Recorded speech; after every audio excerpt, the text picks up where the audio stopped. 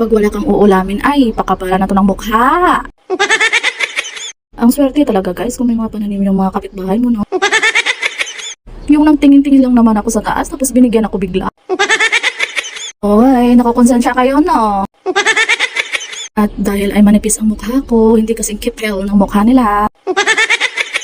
Give and take lang ba? Ay naku po, mahiya ka naman Jules. Pag hindi ka naman nagbigay pagluto na, ay libre lang naman yan.